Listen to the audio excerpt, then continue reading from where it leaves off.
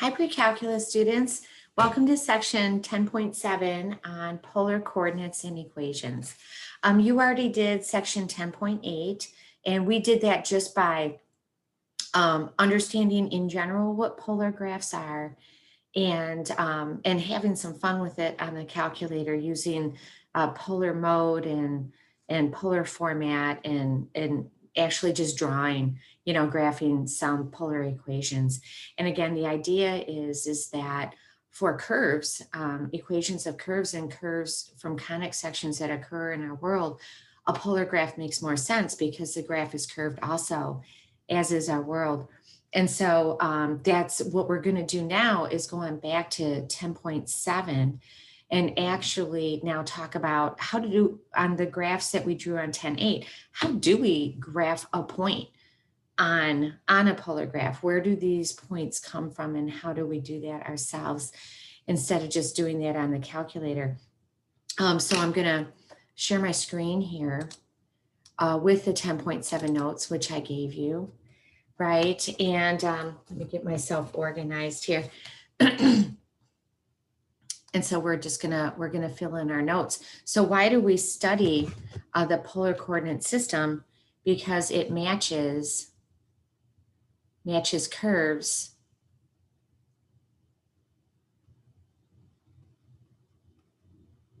and our world is round.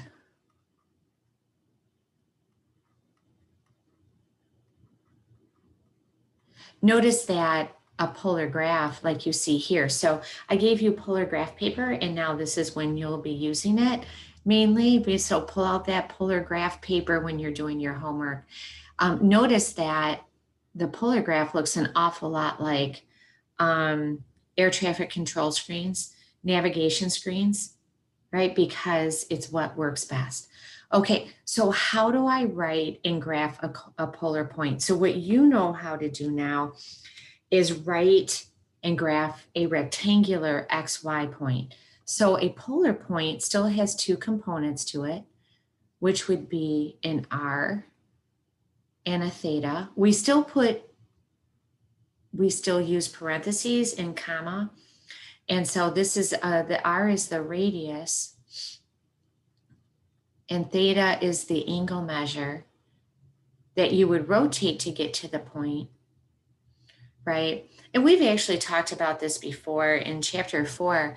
You were given a rectangular point like an XY point 3, 4, and we talked about rather than going to the right 3 and up 4, what if you had a radius and you rotated to that point? What would the 6 trigonometric functions be for that point? So we've done this. We're just now doing this on a polar graph, right? So we'll have a radius and an angle. This angle can be in degrees or radians. So you'll either be given degrees or radians, or you can produce in degrees or radians. So what we have then is we have new words, new vocabulary is what I mean, is right in the middle here, right where I have that dot. That is called the polar axis. Sorry, that's called the pole. Right, kind of like what our North Pole and South Pole would come from. Here, what we would normally call the part of the x-axis that would be in the first and fourth quadrant, this is the polar axis, which kind of makes sense, right? Because we're talking theta and our trig has always been we rotate from the positive x-axis. So that's what our polar axis is.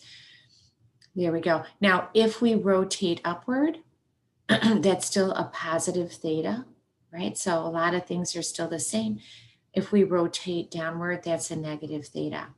What's interesting though, is a radius we have always considered positive as an actual length from the center of a circle to a point on the circle.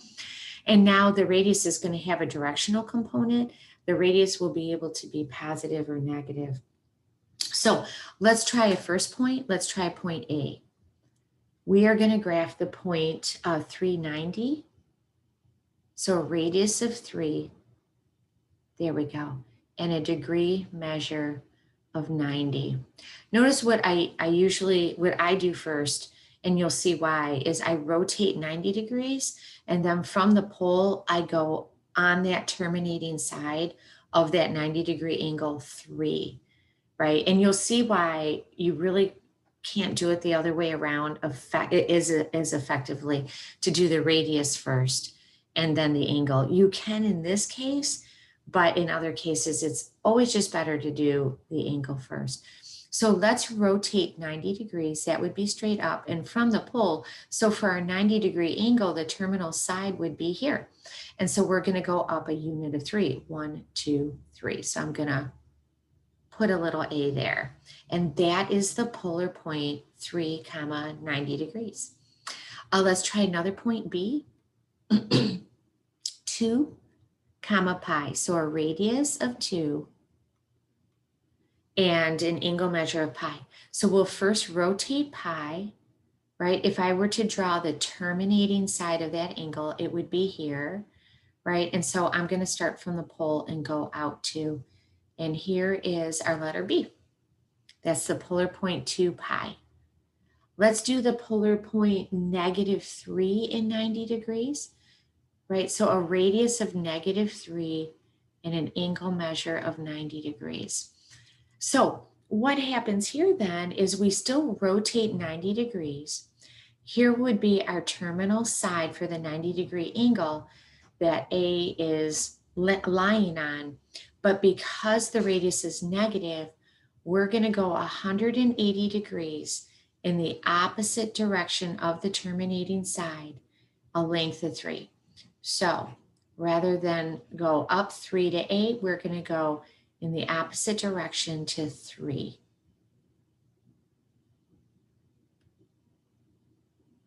There we go. And there is the polar point -390. So notice it would have been hard first to make the radius -3, right? Because how do you do that, right?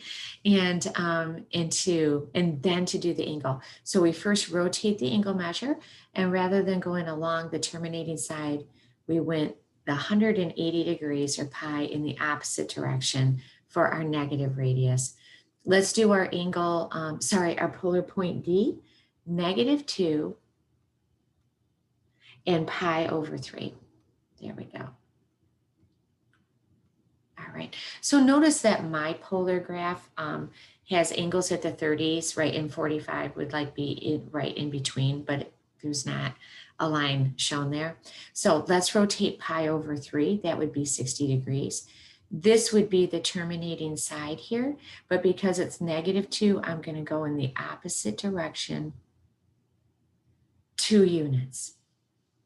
Okay, let's go over to, let's do E, right? We're getting a lot of points on here.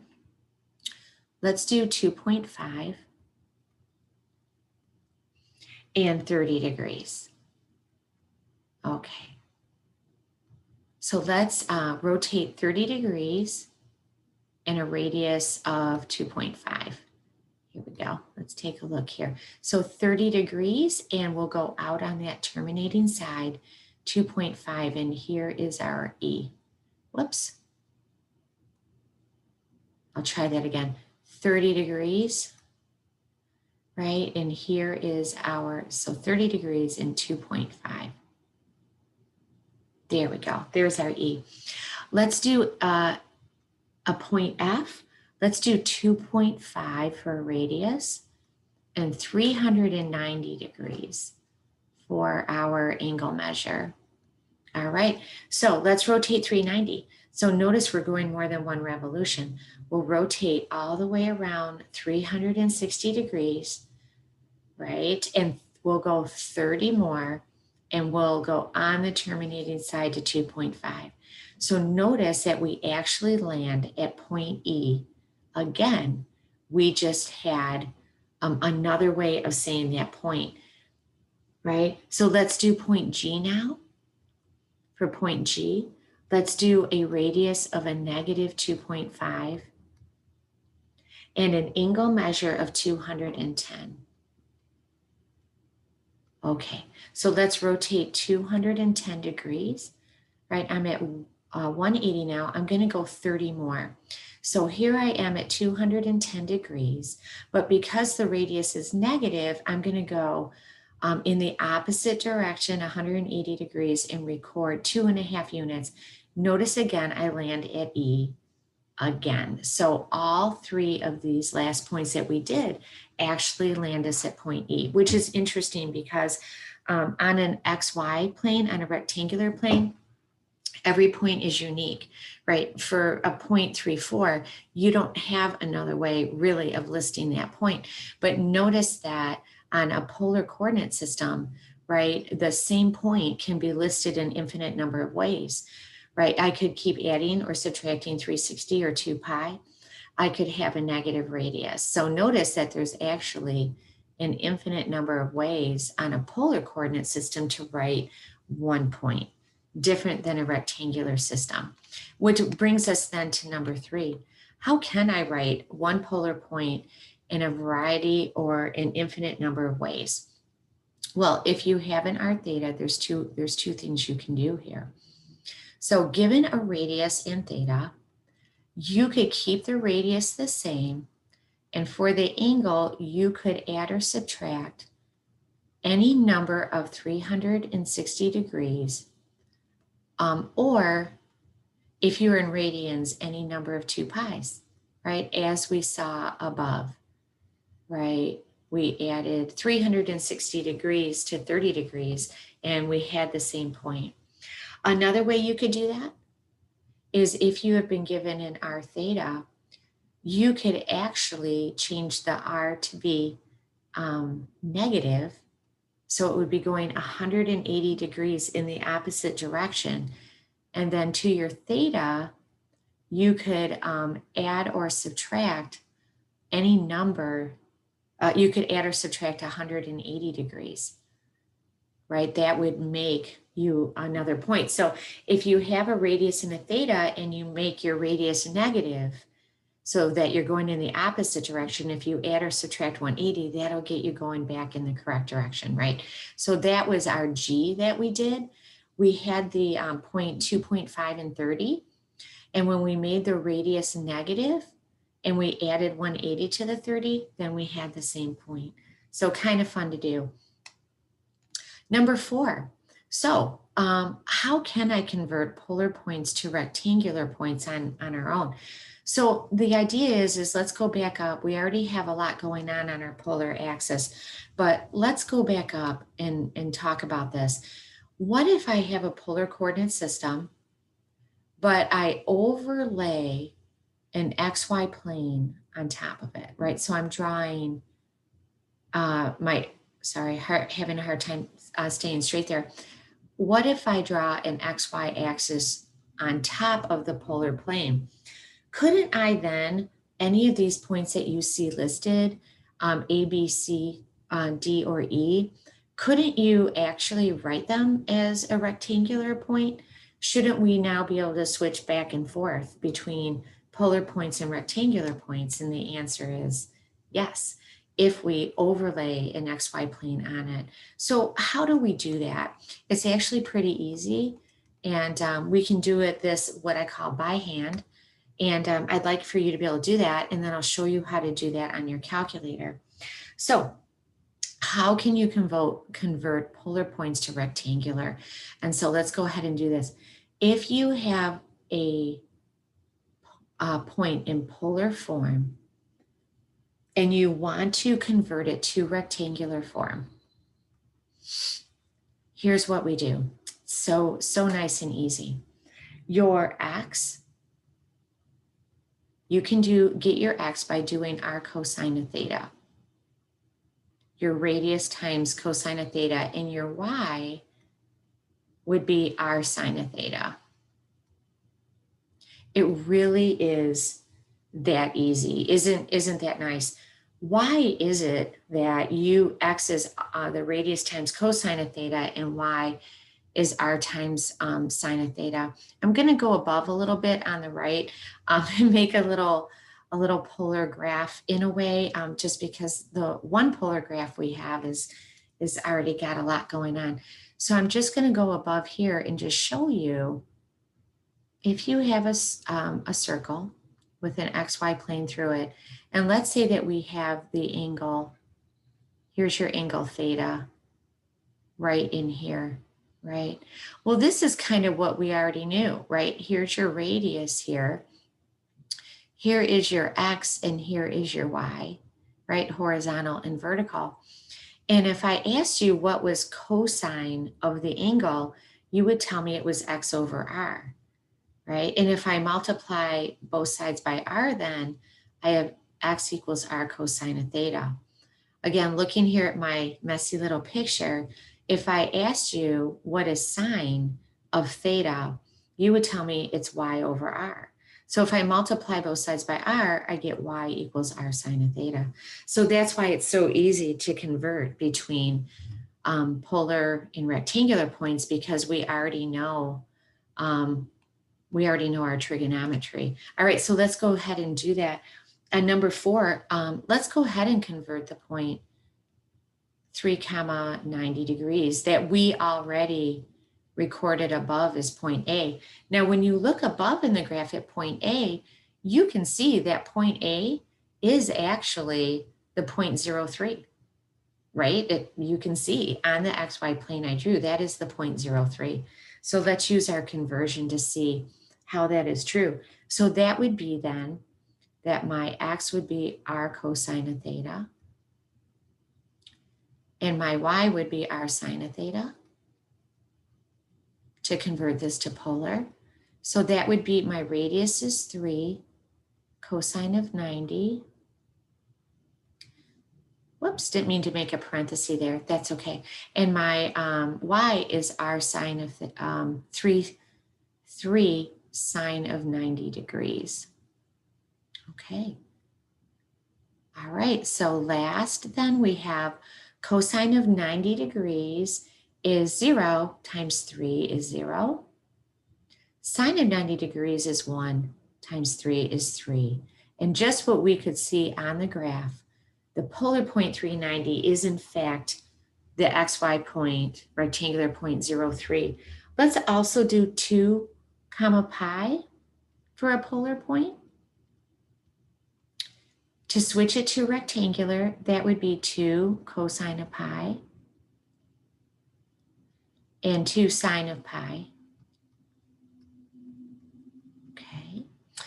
Cosine of pi is -1 times 2 is -2. And sine of pi is 0 times 2 is 0. So notice, let's take a look at that point 2 pi. That was B above that we recorded on our polar axis. Notice that on the XY plane, that really is the point -20. So pretty cool. So our next question then is, okay, how do we convert from rectangular points to polar points? Let's go ahead and do that. So how do we convert from rectangular to polar? It takes just a little bit more. You just have to be a little careful with your angle. And here's how we do that, is that when you have an XY point, the way that you get the radius is using the distance formula or the Pythagorean theorem. You will square X, square Y, add them up and take the square root. And again, it's just from above in my little picture on the right. When you take a look here, right, if you had X and Y and I asked you how to get that hypotenuse R, you would use the Pythagorean theorem. Okay, now, how do we get the angle measure? Let's see, well, our theta would be inverse tangent. Since we want an angle, we're using a tangent, and of course, to get an angle, it would be inverse tangent of Y over X. So that you get from your point. Why is that? Let's look above again to my picture. Notice if you had an XY point, so you had the adjacent side and the opposite side, and you wanted the angle, you would tell me to do inverse tangent of Y over X to get that. There's just, you have to just be a little careful though, because tangent is positive in 2 quadrants and negative in 2 quadrants, but your XY points can land in any quadrant. So here's an important little thing you need to know. if your x is less than 0, just your denominator here, if your x is less than 0, you have to add 180 degrees or pi to your answer so that you will actually be in the correct quadrant for the point you were given. Okay, it doesn't matter if the fraction is positive or negative. It doesn't matter if y is positive or negative. If your x is less than 0, to be in the correct quadrant for your point, you will add 180. So don't forget that important fact. Okay, so let's go ahead and do that. Let's take the point -2, 0, and which is an xy point, and switch it to polar. Now we already know from above that that is 2 comma pi, right? But let's show that we can reverse that. Okay, so that would be, first of all, that that my r would be -2 squared plus 0 squared. My r would be 2. There we go. And my angle would be, theta would be equal to inverse tangent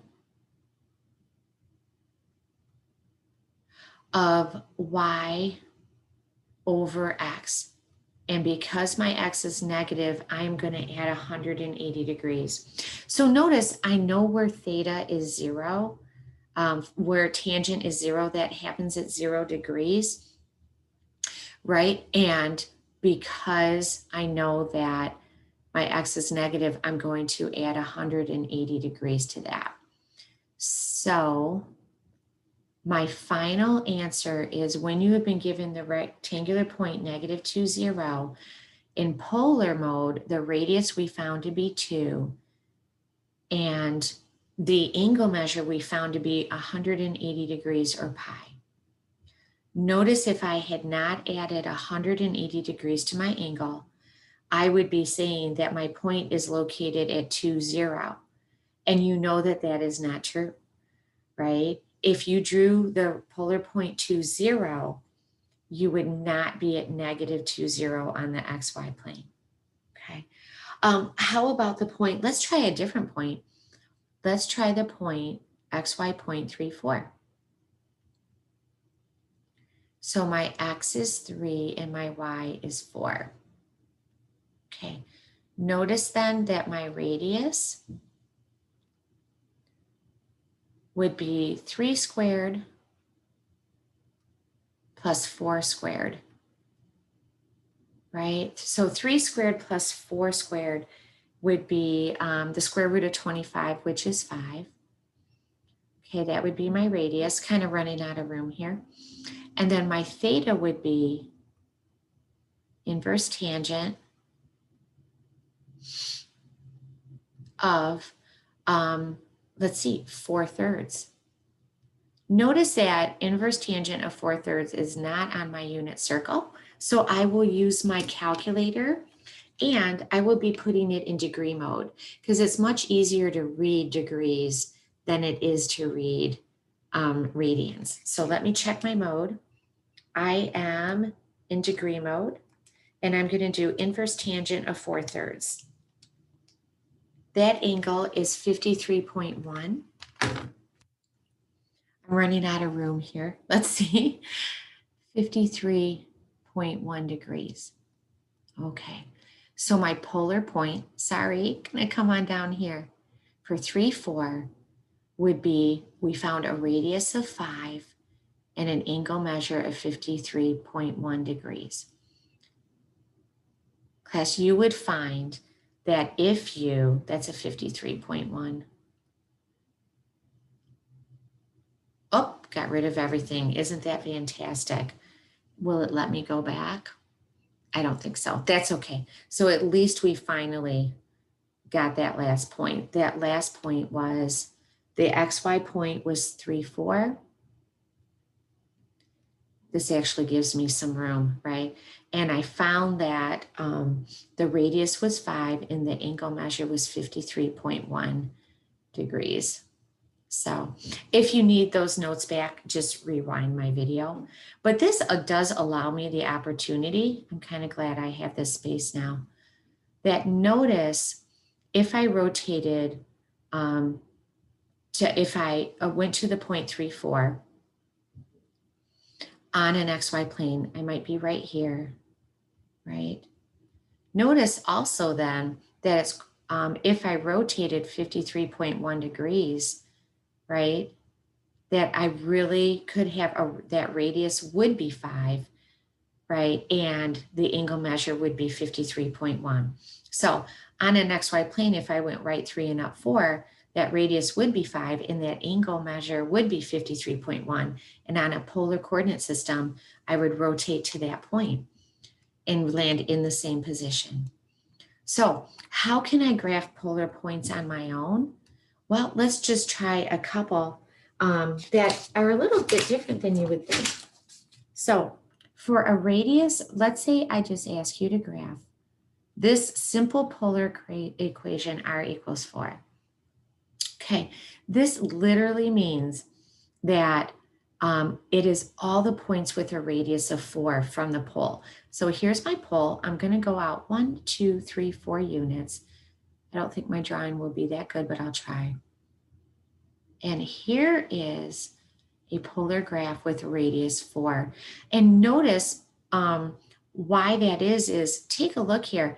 That would be the polar point 40 degrees or radians. Notice that would be 430 degrees, right? Etc.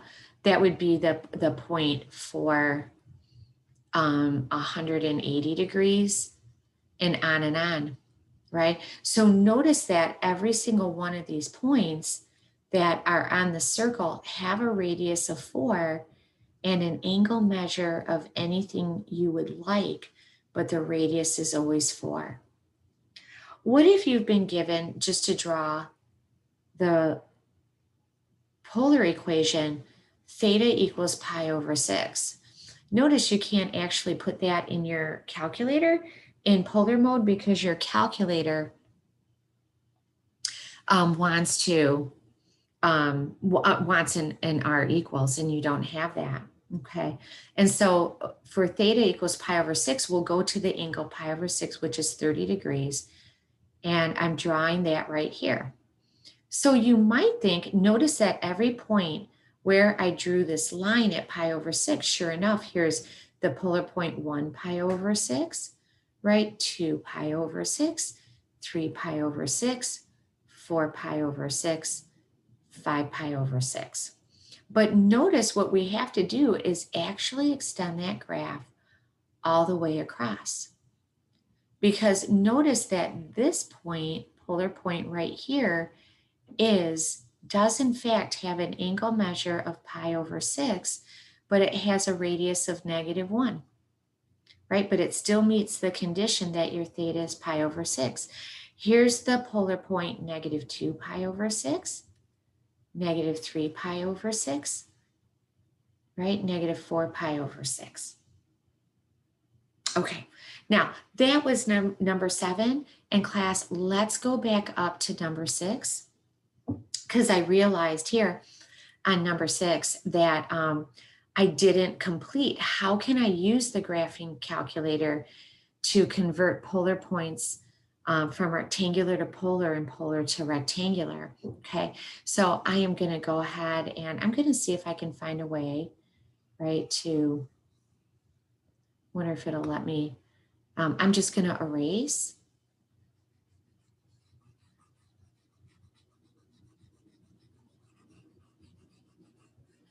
Right, and we're going to do number 6. Let's see if it'll let me do a little bit better with my erasing here. So what we're doing is going back up to number 6, because I forgot to go ahead and tell you how to do this on your calculator. I'm going to need a little extra room. And so what I'm going to do is just kind of start above number 6. So how can I use the graphing calculator to convert points from rectangular to polar. So I'm going to write that right above here. So hopefully you can fit yours in here. So sorry. I'm going to keep going because this video is so long, but I'm really hoping that I'm going to redo this one day. So anyway, you'll be happy to know on your calculator, it's a button that you've used before. So above the apps button, it says second in angle, right? And so we are going to use, and we've used that before for degrees, minutes, and seconds. So we are going to use second angle. And when you hit second angle, so turn on your calculator, notice that on number 5,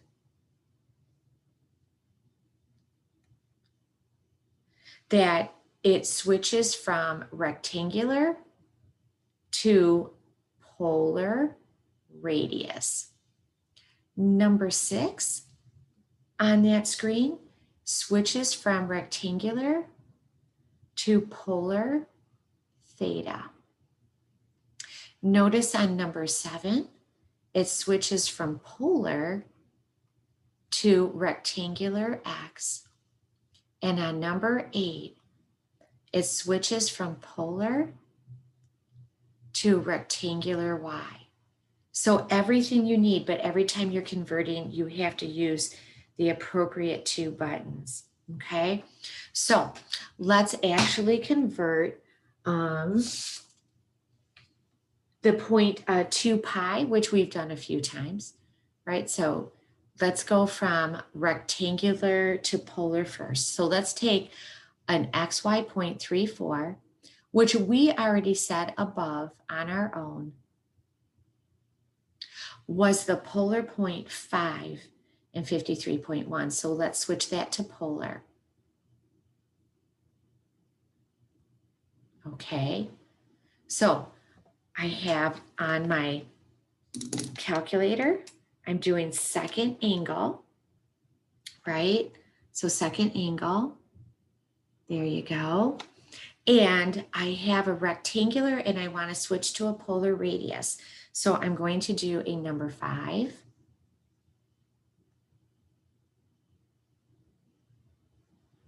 Here we go. So number 5, rectangular to polar radius, and all you do is put in your XY point, 3, 4, close it off with parentheses. There we go. And hit enter. And it gives you the 5, whoopsie daisy, that we figured out by hand. Okay. Now I'm going to make sure I'm in degree mode, right? Because it's easier to read in degrees. And the point, I now am going to use a number 6. Second angle in number 6. So second angle in number 6, that switches from rectangular to polar theta. And you just put in the point 3, 4 and hit enter. And look at that. It gives you the angle measure that we had worked out on our own. And we don't even have to worry about on the inverse tangent, our x being negative. The calculator does it correctly on its own. Let's take the polar point 2 pi, 2 pi, and let's switch that to rectangular using the calculator. Notice I'm going to have to be in radian mode. Let's switch that now. Radian mode. Excellent. So I have polar. So to switch it to polar rectangular x for the first spot, this is number 7. There we go. So second angle, number 7, right? And you put in the polar point 2 pi, right? I'm in radian mode and you hit enter. And look at that. It gives you the -2 that we worked out on our own. Okay. And now to get the y, we will do second angle in number 8. That is polar to rectangular y.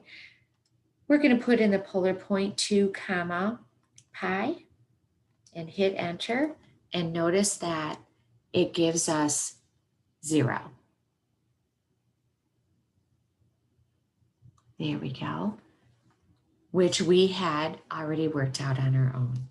So thanks for bearing with me here, right? Deleting things by mistake, all kinds of stuff.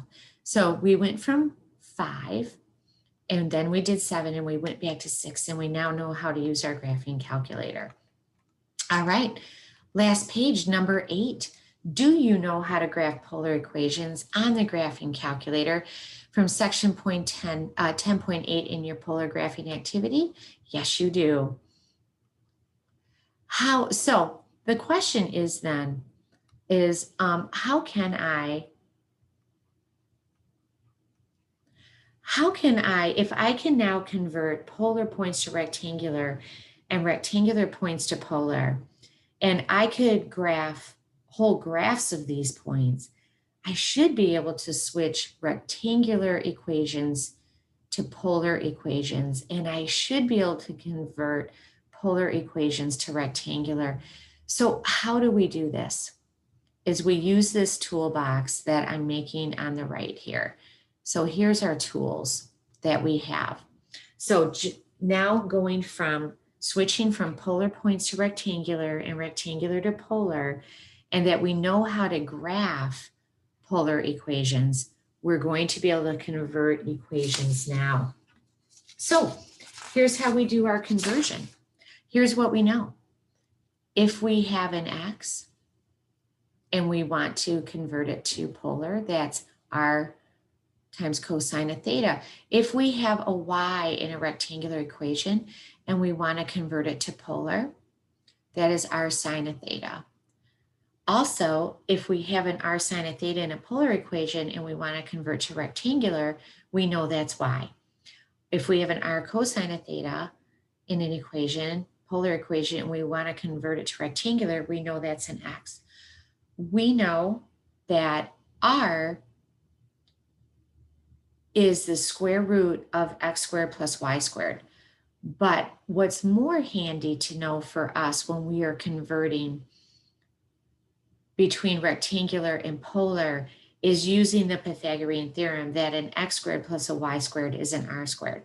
So if we see an x squared plus y squared in rectangular and we want to convert it to polar, we can put in r squared.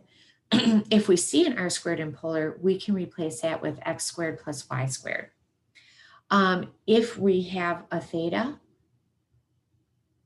we can convert it to an xy by doing inverse tangent of y over x. So let's convert rectangular equations to polar.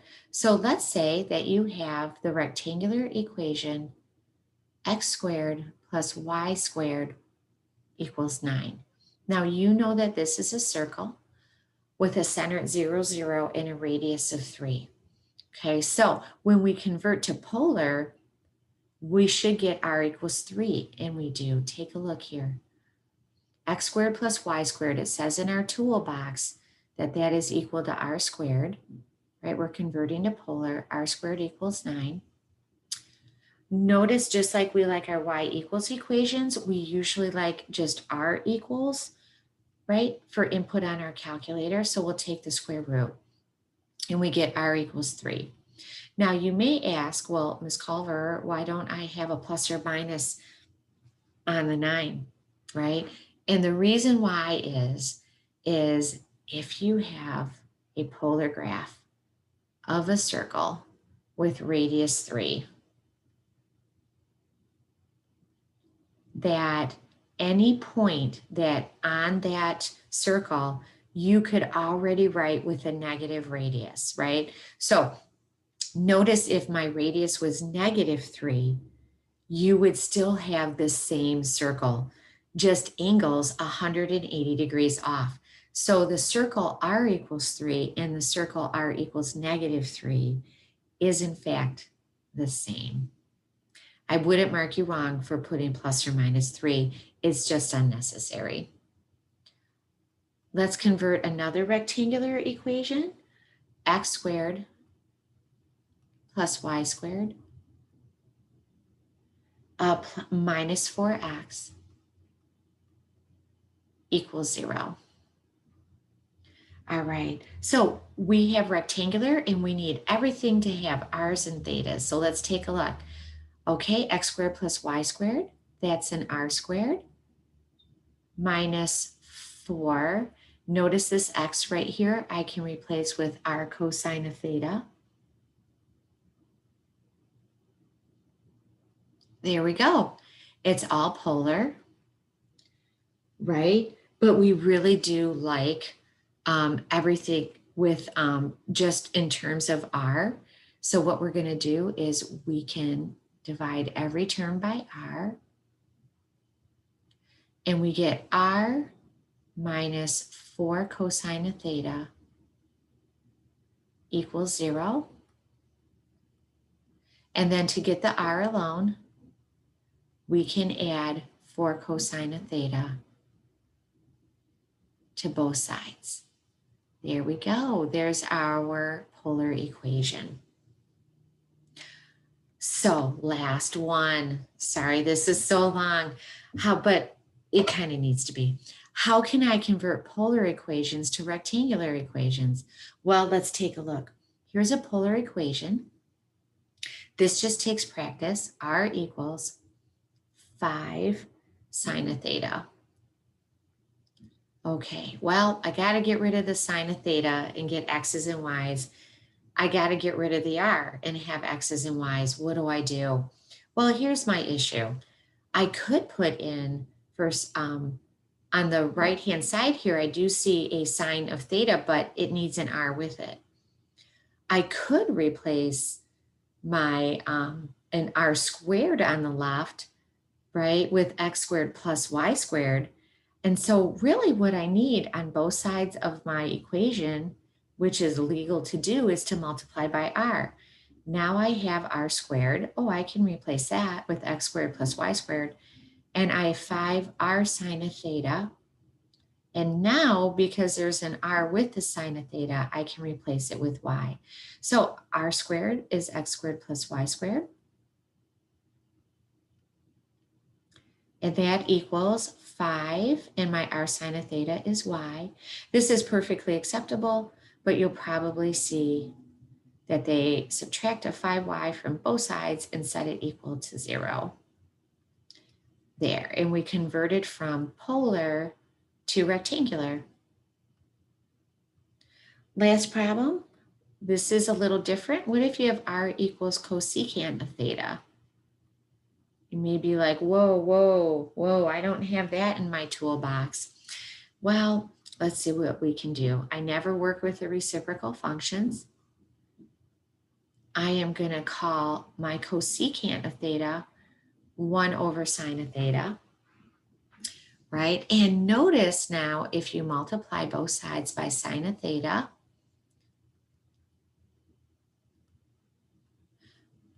on the left, you have r sine of theta, and on the right, you have a 1, and r sine of theta is y. So I know this sounds crazy, but the polar equation, r equals cosecant of theta, is equal to the rectangular equation, y equals 1. If on a polar graph on your calculator, you graph 1 over sine, it will be a horizontal line at y equals 1. Isn't that really cool? So I'm going to stop sharing my screen. Thank you for spending lots of time with me. We will work on this more in class together, and have a great day.